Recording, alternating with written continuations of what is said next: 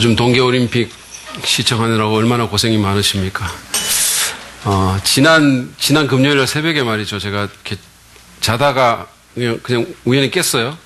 우연히 깨서 다시 잠을 청했는데 잠이 안 오는 겁니다. 그래서 시계를 이렇게 봤더니, 휴대폰으로 봤더니, 김연아 선수 그거 할 때가 시간이 비슷한 것 같아요. 그래가지고 이제 휴대폰 DMB를 켰는데, 그 마지막 조 선수들이 이렇게 하고 있더라고. 그래서 이렇게 보는데 말이죠. 그 쇼트 프로그램에서 2등하고 3등하고 이런 선수들이 너무 잘하는 거예요. 정말로 제가 볼 때는 너무 잘하는 거야.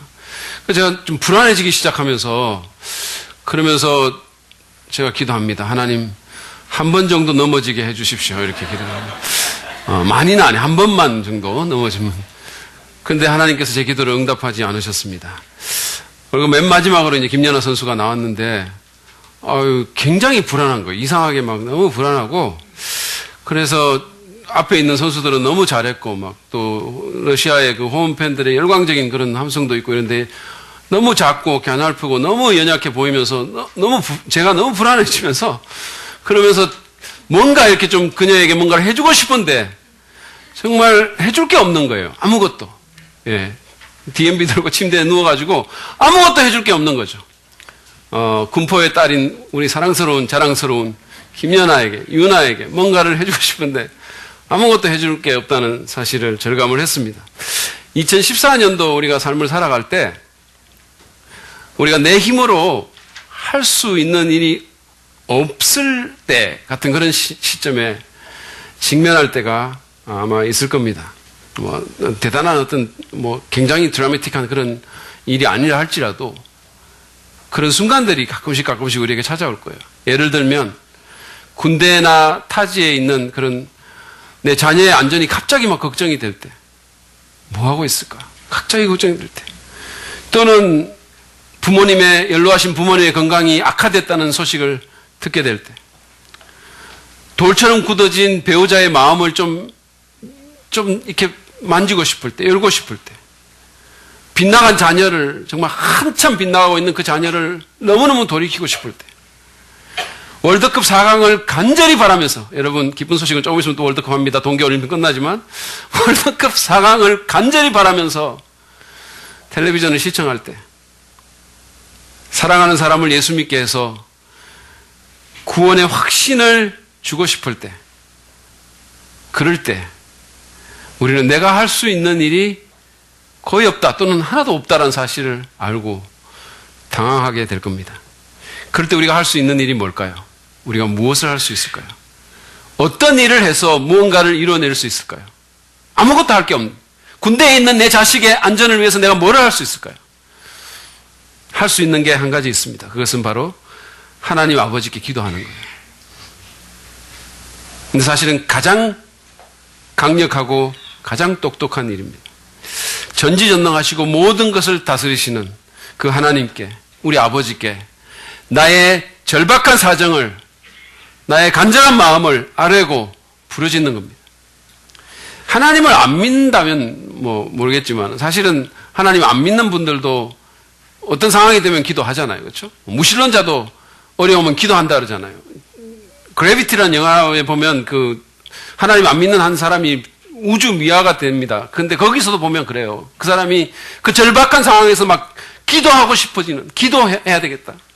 근데 아무도 내게 기도를 가르쳐 준 사람이 없어. 막 이런 그런 부르짖음을 내뱉는 게 나와요.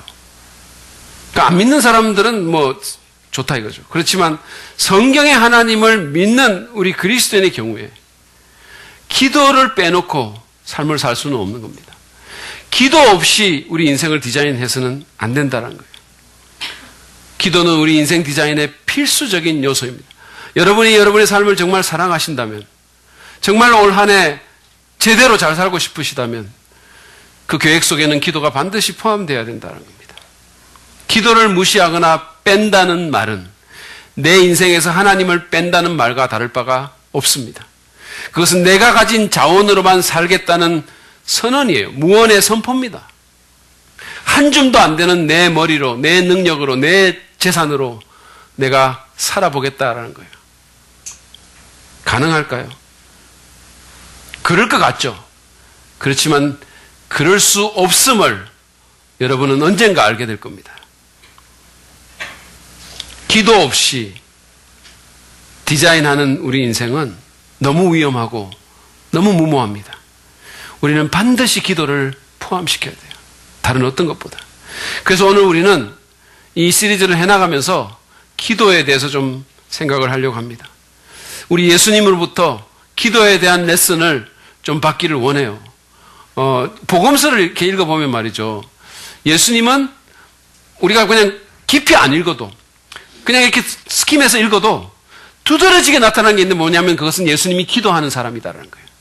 예수님의 기도하는 모습이 너무너무 많이 나옵니다. 그분은 누구보다 간절히 기도했고, 누구보다 자주 기도했고, 제자들에게 기도하라고 명령하셨고, 그리고 기도를 가르쳐 주기도 했어요. 얼마나 기도를 열심히 했으면 제자들이 그걸 보고 와서 기도를 가르쳐 달라고 부탁하기도 했어요. 그래서 우리가 오늘 예수님의 본과 예수님의 가르침을 통해서 기도에 대해서 한 두 가지만 좀 배우려고 합니다. 그래서 올 한 해 우리의 인생을 아름답게 디자인하기를 원합니다. 여러분 모두의 삶이 정말로 아름답게 디자인되기를 저는 간절히 바랍니다.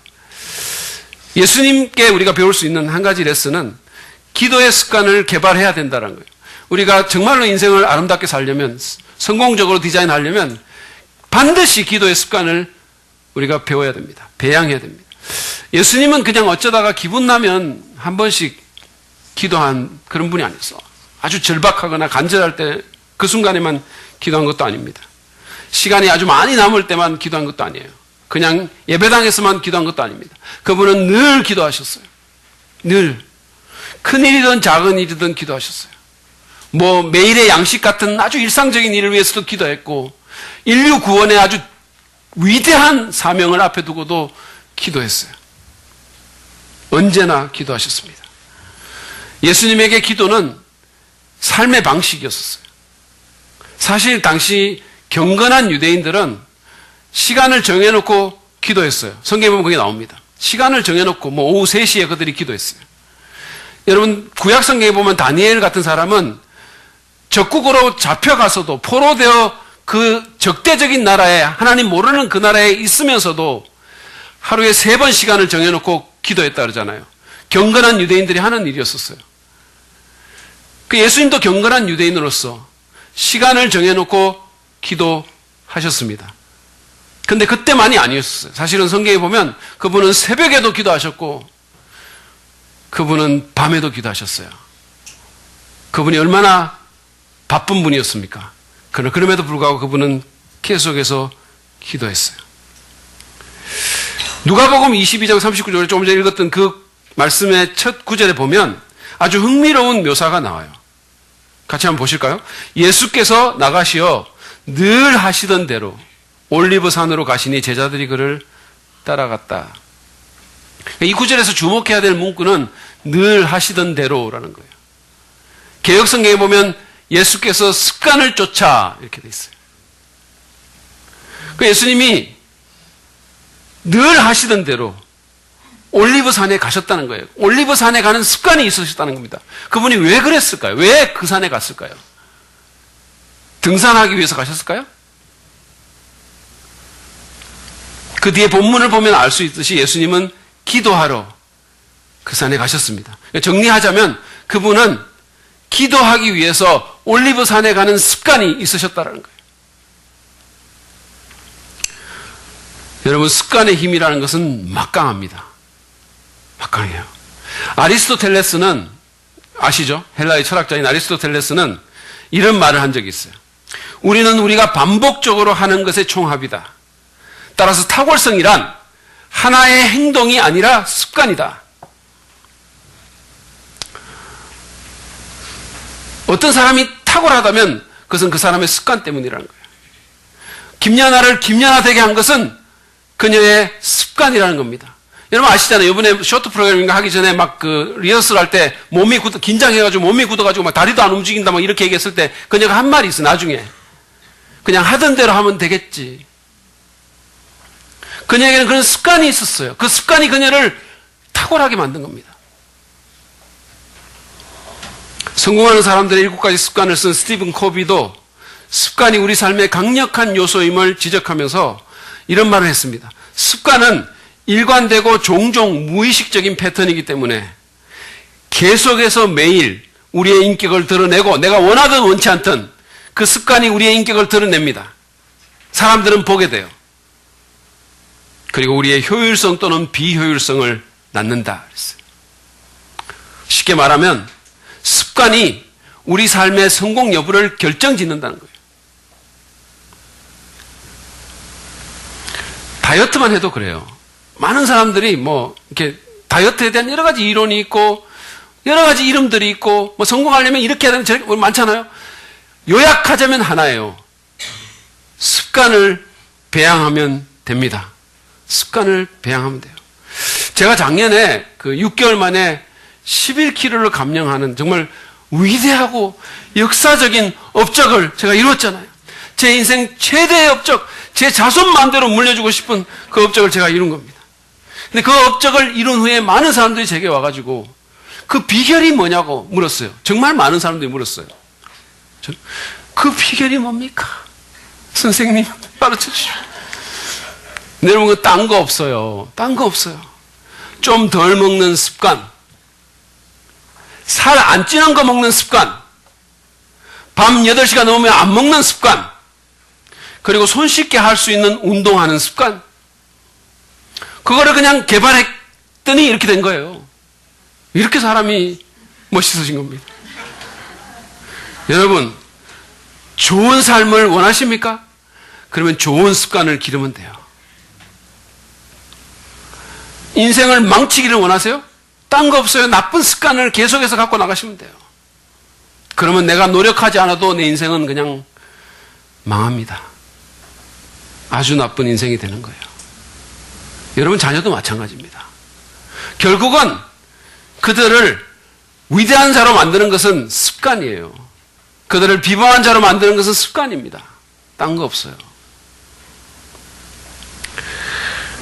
이 원리는 우리 삶의 영적인 차원에도 똑같이 적용됩니다. 좋은 영적인 습관을 개발하면 좋은 영적인 삶을 살 수가 있습니다. 기도는 좋은 영적 습관이에요. 정말로 좋은 영적 습관입니다. 릭 워렌 목사님은 그 우리의 영성을 성장시키는, 우리 신앙을 성장시키는 습관에 대해서 얘기를 하면서 소그룹에서 교제하는 습관, 하나님께 헌금하는 습관, 말씀 보는 습관과 함께 기도하는 습관을 우리가 개발해야 될 중요한 습관으로 꼽았어요. 그것만 있으면 된다는 겁니다. 그런 습관을 개발하면 우리가 좋은 영적인 사람이 될 수 있다는 겁니다. 그럼 어떻게 우리가 기도의 습관을 개발할 수 있을까요? 스티븐 코비는 어떤 일이 습관이 되려면, 여러분 나쁜 습관을 막 없애려고 하면 무지하게 힘들거든요. 나쁜 습관을 없애려고 하는 게 아니라 좋은 습관을 만들면 돼요. 그러면 나쁜 습관이 나중에 없어집니다. 근데 어떤 새로운 일이 내 습관이 되려면 적어도 3주를 계속해서 해야 된다고 말을 했어요. 최소한 3주를 계속해서 하면, 그러니까 21일이죠. 21일을 계속해서 하면 그것이 나의 습관이 되는 겁니다. 그래서 잠재적이고 무의식적인 삶의 패턴을 형성하게 되는 거예요. 그래서 눈 딱 감으십시오. 하기야 기도하려면 눈을 안 감을 수도 없죠. 눈 딱 감고 마음 단단히 먹고 3주 동안만 여러분 시간을 정해서 기도해 보시기 바랍니다. 그러면 여러분의 머리와 여러분의 몸이 인식을 하게 될 겁니다. 알게 돼요. 제가 작년부터 아침에 맨손 체조하고 팔굽혀펴기를 하잖아요. 그걸 계속해서 지금 해오고 있는데 처음에는 까먹기도 했어요. 그러니까 내가 안 하려고 한 거 아닌데 잊어먹기도 하고, 때로는 바쁜 일이 있으면 잊어먹기도 하고, 그리고 그게 하는 게 너무 힘들었어요. 막 용을 쓰고, 특별히 팔굽혀펴기는 막 그냥 막 이러고 막 했어요. 근데 지금은 자연스럽게 되는 거예요. 아침에. 그러니까 안 하면 도로 이상해요. 안 하면 이상해요. 그러니까 제가 어디든지 이천 학교에서 있든지 무슨 산본에 있든지 또는 다른 사람 집에 있든지 자연스럽게 아침이 되면 그 생각이 나고 하게 되는 거예요. 그것이 습관의 힘입니다. 그러니까 3주 동안만 해보십시오. 시간을 정해놓고 기도해보세요. 주의할 점은 처음부터 너무 어렵게 가지 마시라는 겁니다.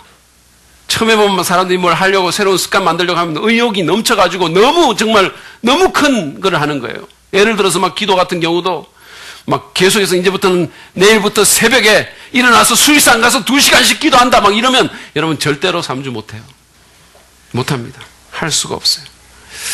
동계올림픽 용어로 말하면 처음부터 오버페이스 하면 안 된다는 거예요. 장거리 경주하는 분들 보셨잖아요. 여러분 보면 그분들이 처음부터 막 무지하게 속도 내가지고 막 가는 1등으로 가는 분들은 거의 탈락하거나 떨어져요. 그러므로 여러분이 할 수 있는 그런 시간과 장소를 정하십시오. 큰 부담 없이 할 수 있는 5분이면 5분, 10분이면 10분 내가 3주를 목표로 더 많이도 하지 말고 3주를 목표로 앞으로 매일같이 5분이면 5분, 10분이면 10분 이 시간에 이 장소에서 내가 기도하겠다. 그렇게 한번 해보시기를 바랍니다. 그리고 그 후로부터 계속해서 시간을 좀 늘려가면 돼요. 계속되면. 또 하나의 방안은 공동체와 함께 하는 겁니다. 공동체와 함께 하는 거예요.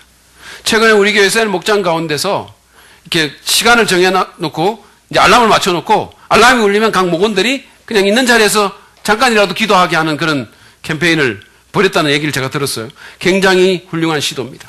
그런 식으로 함께 이 일을 해나가는 거예요. 함께 기도의 습관을 개발하는 겁니다. 아니면 뭐 한두 사람, 두세 사람이 기도의 파트너가 돼가지고 서로 문자를 주고받으면서 기도하고 점검하는 그런 것들을 하는 것이 도움이 될 것입니다.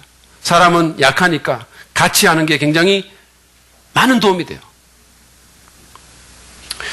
또 하나는 교회의 기도 프로그램을 활용하는 것도 기도의 습관을 개발하는 아주 좋은 방안입니다. 교회의 기도 프로그램을 여러분 활용하십시오. 그것은 여러분들을 위해서 있는 프로그램이에요. 우리 교회는 수요 오아시스 기도회가 있고 금요 TGIF 기도회가 있고 새벽 기도회가 있고 일요일 날 예배를 위해서 아침에 기도하는 예영발전소 기도회가 있어요. 그런 기도회를 여러분 활용하십시오. 또는 중보기도 사역자들이 개인적으로 1시간씩 헌신해서 기도하는 주중에 기도하는 기도 모임도 있어요. 기도회도 있어요. 그런 다양한 모임과 프로그램을 활용해서 꾸준히 기도하십시오. 예를 들어서 내가 이번 올해는 금요 기도에 하나만이라도 정말 빠지지 않고 매일같이 나와서 기도하겠다. 매주마다. 그렇게 해서 한번 습관을 붙여보라는 거예요. 중요한 것은 꾸준히 하는 것입니다. 꾸준히. 계속해서 그것을 생활화하는 거예요. 저희가 미국에서 이제 유학 생활하면서 살 때 저희 장인 장모님이 오셔가지고 한 번은 그 미국 서부를 여행한 적이 있습니다. 차를 빌려가지고. 그래서 우리 친척이 있던 LA부터 시작해가지고 쭉 이렇게 올라가서 뭐 옐로스톤까지 갔던 적이 있어요. 근데 그 가는 과정 가운데서 이제 이 방이 호텔, 뭐 모텔 방을 이렇게 예약을 하거나 얻잖아요. 그러면 때로는 방이 없거나 때로는 돈이 비싸거나 이러면 이제 우리 가정과 우리 장인 장모님이 같이 이렇게 한 방을 썼어요. 그래서 제가 이제 아마 그게 라스베가스로 기억이 가는데 라스베가스에 가가지고 그 호텔 방을 이제 썼는데 같이 들어갔어요. 그러니까 방이 굉장히 크더라고. 그리고 라스베가스는 호텔 방 값이 굉장히 싸요. 왜냐하면 그래야 거기서 묵으면서 자꾸 돈을 쓸 수 있으니까.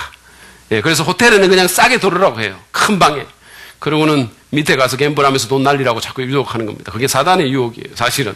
어쨌든 간에 그래서 그 큰 호텔 방인 것 같아요. 근데 거기서 이제 묵었는데 밤에 불을 끄고 우리가 자는데 제가 우연히 보게 된 거예요. 우연히. 그러니까 방이 크고 칸막이도 이렇게 좀 중간에 있었어요. 근데 우연히 봤는데 우리 장인 어른께서 주무시기 전에 침대 옆에 무릎을 꿇고 기도하고 계시는 거예요. 연세가 많으시고 여행으로 굉장히 피곤했을 텐데도 하루의 삶을 마무리하면서 기도하신 거예요. 라스베가스에서. 정작 목사인 저는 여행에 들뜬 기분으로 그리고 너무 피곤하다는 핑계로 전혀 기도 안 했는데 우리 장인어른께서 기도하시는 거예요. 기도의 습관이 있었던 것입니다. 저는 그날 그 광경을 제가 우연히 보고 큰 찔림과 도전과 감동을 받았어요. 그러면서 이분이 한 교회의 장로님으로 그리고 교육자로 정말 깨끗하게 살고 가족들에게 존경받는 이유가 뭔지를 알겠다라는 생각이 들었어요. 다른 어떤 것보다도 여러분, 기도의 습관을 개발하십시오. 우리가 많은 좋은 습관들을 개발해야 되겠지만 다른 어떤 것보다도 기도의 습관을 개발하세요. 그것이 여러분의 인생을 강력하게 만들 겁니다. 그것이 여러분의 인생을 성공적으로 이끌 거예요. 여러분의 삶을 더 효과적이고 더 아름답게 디자인해 줄 것입니다. 우리가 예수님으로부터 배울 수 있는 두 번째 기도에 대한 레슨은 이겁니다. 기도가 능력 있는 삶의 비결이다라는 거예요. 능력 있는 삶의 비결이면 우리가 절실하게 깨달아야 돼요. 이거를 우리가 정말 확실하게 절실하게 깨닫고 간절히 기도해야 됩니다. 이 말을 잘 보세요. 능력 있는 삶의 비결은 기도입니다. 지난 수요일 날 그 오아시스 예배 때 우리 허성구 전도사님이 이제 처음 설교를 했는데 그 수요일 설교를 하면서 자기에게 부족한 점이 너무 많다고 얘기를 하면서 자기는 몸으로 하는 거는 다 못한다라고 얘기를 했어요.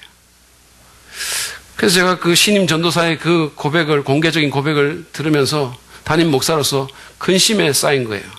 자, 몸으로 사는 건 다 못한다고 하니까 이제는 무거운 물건을 들고 오라고 시킬 수도 없고 고장난 시설을 좀 손보라고 할 수 없고 교회 봉고차를 운전하라고도 못한단 말인가. 이런 상황 가운데 참 그렇게 생각하면서 그래도 감사한 것은 다행히 그 옆에 몸으로 하는 것은 뭐든지 다 할 수 있을 것 같은 김철기 전도사님이 있어서 조금 위안은 됐어요. 그렇지만 참 적잖이 걱정이 된 겁니다. 허성구 전도사님이 이게 아이돌 느낌이 살짝 나더니 참 역시 그렇구나. 이런 생각이 들면서 뭘 시키면 말이지 무슨 개콘 시청자의 재앙이 나오는 아이돌처럼 막 엉성한 자세로 막 갈로 열고 바닥에 쓰러지고 갈로 닿고 막 이런 상황이 벌어지지 않을까 막 이런 생각이 막 드는 거죠. 그리고 그 말을 한 그날 오후 학생부 신입생 한영회가 있었는데 아니나 다를까 그들이 스케이팅을 타러 가가지고는 갔다 오더니 넘어져서 손목을 삐었다고 저한테 얘기를 한 거예요. 몸으로 하는 거는 못한다는 그 말을 입증이라도 하듯이 손목을 삐었습니다. 그런 거예요. 그래서 제가 이제 나는 전도사한테 뭘 시키기 전에 그가 다치지는 않을지 걱정해야 되는 처지가 됐구나 라고 생각을 했어요. 근데 여러분 이렇게 생각을 해보면 사실은 허성구 전도사님만이 무능력의 문제를 갖고 있는 것은 아니에요. 사실은 몸으로 하는 건 저도 잘 못합니다.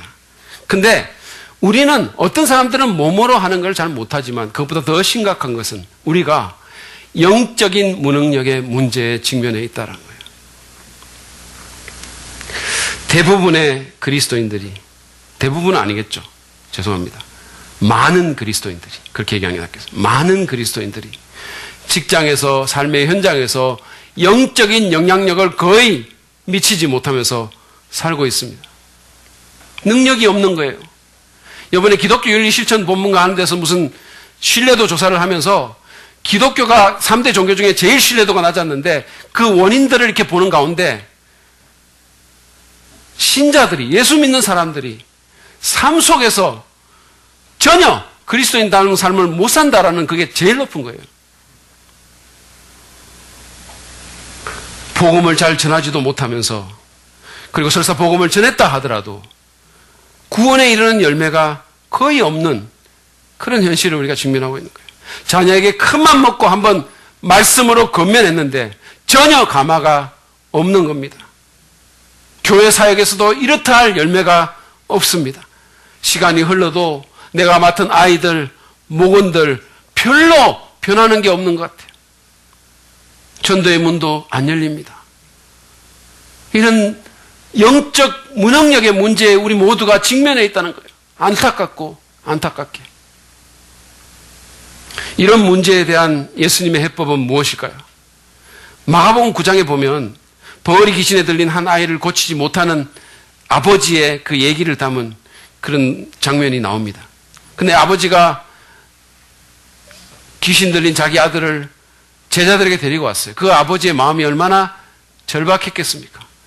근데 그 제자들이 이 아이를 고치지를 못하는 거예요. 이 문제를 해결해 주지를 못하는 겁니다. 제자들이라고 뭐 시도를 안 해봤겠어요? 여러 가지 뭘 해봤겠죠. 무슨 안찰하고 때리고 안수하고 드라큘라 영화에 나오는 것처럼 진짜 무슨 마늘하고 십자가로 위협도 해보고 확성기로 사단아 물러가라 막 이러고 온갖 짓을 다 해도 아무런 일도 안 일어나는 거예요. 그 아버지의 절박한 그 아이의 그 정말 간절한 그 상태를 해결해 주지를 못하는 겁니다. 그런 상황 가운데서 예수님이 변화산상에 올라갔던 예수님이 오셨어요. 무슨 일이냐고 물으니까 이런 상황이 있다고 사람들이 보고를 하고, 그래서 예수님께서 그 말을 듣고 통탄하십니다. 믿음이 없는 세대요. 그러면서 고쳐주세요. 귀신을 쫓아냅니다. 아이는 온전하게 됐고 아버지와 아들은 감사하면서 감격하면서 기뻐하면서 갔을 겁니다. 그 후에 제자들이 온 거예요. 그들은 창피하기도 하고 궁금하기도 해서 예수님께 그 이유를 묻습니다. 그래서 예수님께서 대답해 주세요. 마가복음 9장 28절에서 29절 말씀입니다. 예수께서 집 안으로 들어가시니 제자들이 따로 그에게 물어보았다. 어떻게 따로 안 물어보겠어요? 부끄러운데. 그래서 묻습니다. 왜 우리는 귀신을 쫓아내지 못했습니까? 저는 이걸 읽으면서 그래도 이 사람들은 괜찮다. 왜냐하면 문제의식이라고 느끼고 있으니까. 우리는 이런 문제들을 수없이 경험하면서도 질문조차 안 하고 사는 거예요. 왜 우리는 이런 거 못합니까?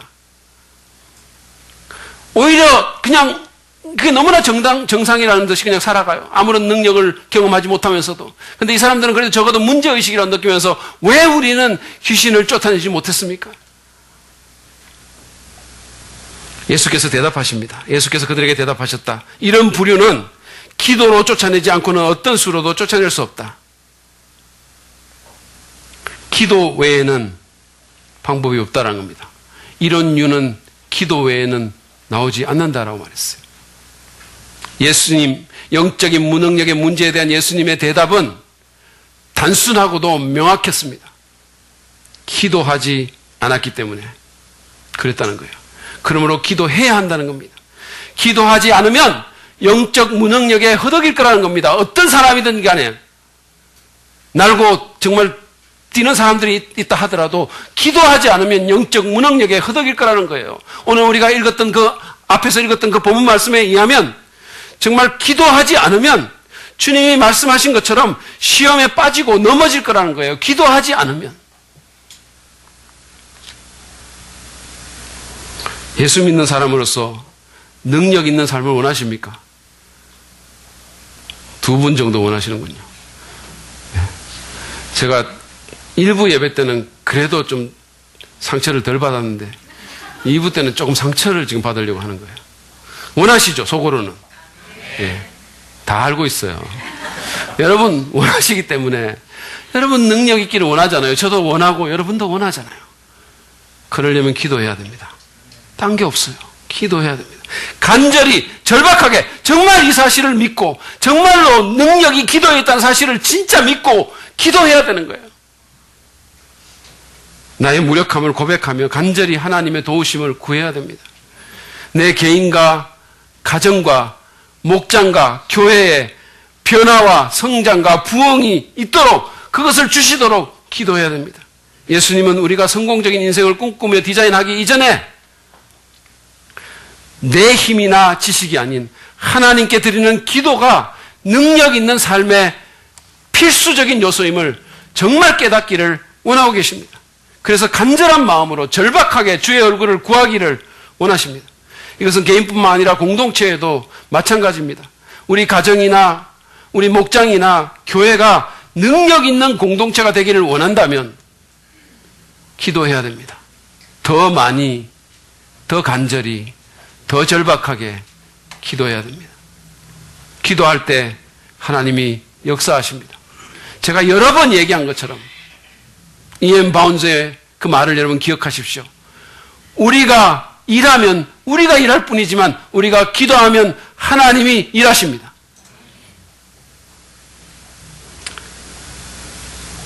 미국의 브루클린 태버낸클 교회라는 교회가 있어요. 그 교회에서는 지금도 사도행전적인 정말로 하나님만이 하실 수 있는 놀라운 역사가 많이 일어나고 있어요. 그 교회의 담임 목사님인 짐 심발라 목사님은 신학 공부를 정식으로 하신 분이 아닙니다. 그분은 그냥 일반 대학을 졸업하셨어요. 일반 대학에서 대학 대표 농구 선수도 하고 이런 분입니다. 근데 이분이 20대 후반의 나이에 전혀 사역 경험도 없고 신학 공부도 정식으로 안 하신 분이 그 젊은 나이에 가난하고 위험한 흑인 지역에 쓰러져가는 20명도 안 되는 정말 그런 누추한 교회에 그 교회를 그냥 어쩌다 보니까 맡게 된 거예요. 자기 장인인가 하여튼 간곡한 부탁으로 그렇게 맡게 된 겁니다. 신학 공부도 안 했죠. 목회 경험도 없죠. 아주 위험하고 어려운 지역이죠. 사람들은 수명도 안 되죠. 흑인 교회의 백인 목사죠. 인간적으로 보면 거의 그냥 금방 망할 교회예요. 그렇지만 신발라 목사님은 기도로 사역하겠다고 결심합니다. 기도를 잘하거나 좋아해서가 아니라 기도 외에는 다른 방안이 없기 때문에 기도 외에는 다른 방법이 없기 때문에 기도하기로 결심한 겁니다. 가진 것도 없고 아는 것도 없으니까. 저는 이분이 하는 말 중에 제가 정말 좋아하는 말이 있는데 그게 뭐냐면, 오 하나님, 우리에게는 당신이 필요합니다. Oh Lord, we need you. We need you. 다른 어떤 것보다도 당신이 절실히 필요합니다. 그 말을 굉장히 잘하세요. 그런 절박한 기도에 하나님이 응답하시고 역사하시기 시작했습니다. 놀라운 일이 일어나기 시작했고 지금도 일어나고 있어요. 마약 중독자, 매춘부, 무슨 불량배, 세상에 소외된 자들, 꿈을 잃어버린 수많은 사람들이 놀라운 방법으로 구원을 받고 삶의 꿈을 되찾고 새롭게 살아가는 일들이 일어나고 있는 겁니다. 기가 막힌 일들이 일어나는 거예요. 하나님이 아니면 설명이 안 되는 일들이 일어나는 거예요. 한 번은 설교하는데 누가 이렇게 앞으로 걸어 나오는 거예요. 이분이 설교하고 계시는데. 그럼 미국 사람들은 뭐 이렇게 자발적으로 표현을 잘하니까 자기 원할 때마다 표현하니까 그냥 헌신하러 나오는가 싶어가지고 그냥 이렇게 보는데 이렇게 보니까 나오는 사람이 이렇게 보니까 권총을 손에 들고 나오는 거예요. 그 성도들은 다 앞에 이렇게 있는데 그 자기만 이렇게 보는 거죠. 제가 이걸 읽으면서 이제 앞으로는 나도 설교할 때 이 뒤에다가 우리 교회의 어깨인 김철기 전도사님을 좀 앉혀놔야 되겠다. 또는 불꽃 같은 눈을 지닌 문현숙 사모를 좀 앉혀놔야 되겠다. 뭐 이런 생각이 드는 거죠. 여러분, 사람이 권총을 들고 앞으로 나오는 거예요. 교회에서. 근데 그 절박한 정말 목숨이 경각에 달리는 순간에 갑자기 그 사람이 이 앞에서 꼬꾸라진 거예요. 그리고는 흐느끼기 시작한 겁니다.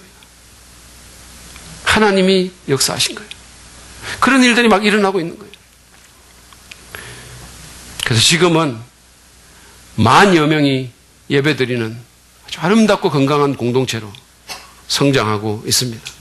이 교회의 영적인 파워가 얼마나 특별했던지 좋은 씨앗이라는 이 CCM 그룹이 있거든요. 거기에 이유정 목사라는 분이 계신데 그분이 한 번은 주일날 예배를 그냥 가본 거예요. 이 교회를 방문하기 위해서. 갔는데 아직 예배가 시작되기도 전에 예배당에 그냥 들어갔는데 무언가 알 수 없는 강력한 힘이 자신의 마음을 흔들어가지고 하나님의 임재가 강하게 느껴지면서 눈물이 쏟아져 나왔다는 거예요. 아직 예배가 시작하기도 전에. 제가 2년 전에 이 교회 기도회에 참석을 했습니다. 직접 가서 봤어요. 그래서 브루클린의 그 가난하고 위험한 지역에 있는 흑인 교회에서 어떻게 이런 사도행전적인 역사가 계속해서 일어나는지를 짐작할 수 있었어요. 정말. 하여 저녁 기도회를 갔는데 주중에 하는 저녁 기도회입니다. 그런데 수천 명의 성도들이 나와서 부르짖고 기도하고 있는 거예요. 저희가 한 30분 정도 일찍 갔거든요. 그런데 자리가 없는 거예요. 앉을 자리가 거의 없어가지고 여기 지금 사진에서 안 보이는 저 위에 거기 앉았어요. 어디 자리 하나 구해가지고. 정말로 많은 사람들이 하나님이 아니면 살 수 없다는 듯이 절박하게 주의 이름을 부르면서 기도하고 찬양하고 있었습니다. 그래서 정말 우리 집사람도 그런 얘기를 했어요. 여기서 찬양하니까 뭔가 다르다 이런 얘기를 했어요. 그 가사가 정말로 좀 다르게 느껴진다 이런 얘기를 했어요. 하나님이 정말로 우리의 반석 되시는 것 같고 정말로 그분이 우리의 피난처가 되시는 것 같다. 왜냐하면 그곳이 그만큼 위험하고 그것이 그만큼 가난한 곳이고 아무것도 가진 것이 별로 없는 곳이기 때문에 더 그런 느낌이 강하게 들었어요. 하나 되어 부르짖는 그 간절한 기도가 그 교회를 그토록 능력 있는 교회로 만든 것입니다. 여러분, 우리가 요즘 너무 많은 것을 갖고 있잖아요. 그렇죠? 별로 아쉬울 게 없잖아요. 그러니까 우리 힘으로도 충분히 살 수 있다는 생각을 하는 거예요. 무의식적으로. 그러나 과연 그럴까요? 늘 그런 순간만 있을까요? 그렇다면 왜 재벌 회장이 목숨을 끊고 왜 인기 있는 탤런트가 절망합니까? 우리 힘으로 못 살아요. 우리가 아무리 가진 것이 많다 할지라도 괜찮을 것 같지만 잘 살 수 있을 것 같지만 기도 없이는 못 삽니다. 기도 없이는 능력 있는 삶을 살 수가 없는 거예요. 기도 없이 삶을 살아가려는 것은 배틀가 나간 차를 모르는 것 같은 거예요. 지난 금요일 TGIF 기도회에서 허성구 전도사님이 여는 기도 가운데 이런 기도를 했습니다. 하나님이 기도를 필요로 하는 것이 아니라 우리가 기도를 너무도 필요로 하기에 기도하지 않고는 견딜 수 없기에 우리가 나와서 기도합니다. 그렇게 얘기했어요. 그렇습니다. 우리는 그렇게 절박하게 기도가 필요한 자들입니다. 기도하지 않고 삶의 무게를 견딜 수가 없습니다. 기도하지 않고 원수 마귀의 공격을 견딜 수 없습니다. 기도하지 않고 죄를 이길 수 없습니다. 기도하지 않고 우리 자녀의 마음을 근본적으로 돌이킬 수 없습니다. 기도하지 않고 나를 지킬 수 없습니다. 기도하지 않고 우리 가정을 건강하게 만들 수 없습니다. 기도하지 않고 성공적인 삶을 살 수는 없습니다.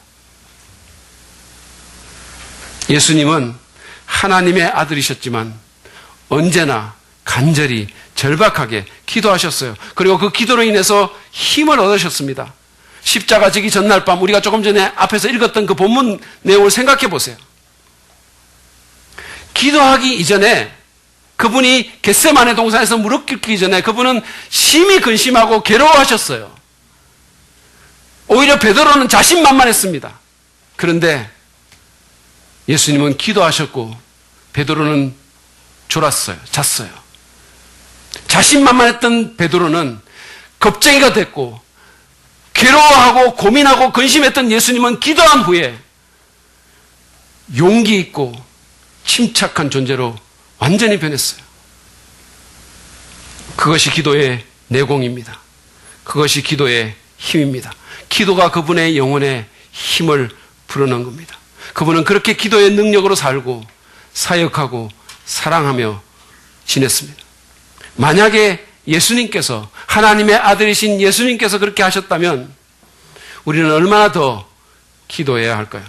얼마나 더 절박하게 절실하게 주님의 얼굴을 구해야 할까요? 여러분 기억하십시오. 예수님께서는 기도가 능력 있는 삶의 비결임을 분명히 하셨고 우리가 그것을 알기를 원하십니다. 그러므로 정말 간절한 마음으로 절박하게 하나님의 보좌 앞으로 나가서 그분의 능력과 도우심을 구합시다. 여러분 우리가 기도를 말이에요. 기도를 좀 하면 좋고 뭐 안 하면 좀 안 좋고 이런 차원이 아닙니다. 기도하지 않으면 우리 영혼이 죽어요. 우리는 마치 방전된 배터리 같은 삶을 살게 될 것입니다. 그러므로 기도합시다. 개인적으로 시간을 정해서 기도하고 교회에 나와서 함께 기도합시다. 여러분들이 바쁘신 줄 제가 압니다. 그렇지만 여러분 바쁘더라도 정말 바쁘더라도 여러분 자신의 영혼을 위해서 기도합시다. 바쁠수록 기도해야 돼요. 빌 하이블스는 너무 바빠서 기도합니다라고 했어요. 우리가 누구를 위해서 그냥 나와주는 게 아니라 내 영혼을 위해서, 내 자녀를 위해서, 내 가정을 위해서 기도해야 되는 겁니다. 소파에 앉아서 조금 쉬는 것도 필요하지만 그것보다 더 절실히 필요한 것은 우리 영혼의 힘이에요. 영적인 능력입니다. 기도합시다. 여러분이 여러분의 삶을 정말로 사랑하신다면, 정말 여러분의 영혼을 소중히 여기신다면, 정말 여러분의 자녀를 아낀다면 우리는 그만큼 더 간절히 기도해야 됩니다. 하나님께 2014년도를 그리스도인답게 살아갈 수 있는 힘을 달라고 기도합시다. 자녀의 삶에 초자연적인 하나님의 간섭이 역사하심이 임하도록 기도합시다. 전도의 문이 열리도록 기도합시다. 누군가의 병이 낫게 해달라고 기도합시다. 시험을 이길 수 있는 힘을 달라고 기도합시다. 내 안에 있는 악의 경향성을 물리칠 수 있게 기도합시다. 사역의 능력과 열매를 위해서 기도합시다. 내가 만나는 사람들에게 영적인 감화를 끼칠 수 있는 내공을 위해서 기도합시다. 땀이 피가 되도록 기도하신 예수님처럼 간절히 혼신의 힘을 다해서 주님이 아니면 살 수 없다는 듯이 주의 이름을 부르며 기도합시다. 그런 기도를 통해서 우리가 점점 능력을 얻게 될 것이고 변화를 보게 될 것이고 그 능력으로 2014년도 우리의 삶이 아름답게 디자인될 것입니다. 제가 우리 교회 여러분 좀 일찍 오시면 이렇게 곳곳에서 사람들이 이렇게 모여서 기도하는 모습을 볼 겁니다. 찬양팀은 찬양팀대로, 환영 안내팀은 환영 안내팀대로, 또 우리 예영발전소팀은 예영발전소팀대로 기도합니다. 간절히 하나님의 은혜를 구하며 기도합니다. 우리 재정집사님들은 헌금 개수하기 전에 경건하게 기도합니다. 저는 그걸 보면서 그 자체를 보는 것만으로도 힘과 용기를 얻어요. 얼마나 제게 격려가 되는지 모릅니다. 때로는 주일 아침부터 낙심할 때도 있거든요. 근데 그 모습을 보고 제가 힘을 얻는 거예요. 오늘 설교가 정말 안 좋을 것 같은데 그거 보면 좋아질 것 같은 거예요. 예배를 드리기 전에, 맡겨진 사역을 하기 전에 그렇게 기도하듯이 세상에 나가서 우리의 삶을 살기 전에 우리는 기도해야 됩니다.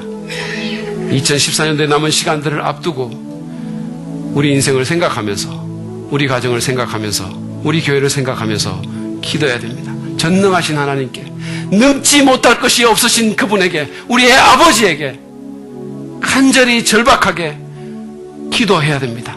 도우심을 간구해야 됩니다. 예수님은 올 한 해 우리의 삶을 아름답게 디자인하기 원하는 우리 모두에게 말씀하십니다.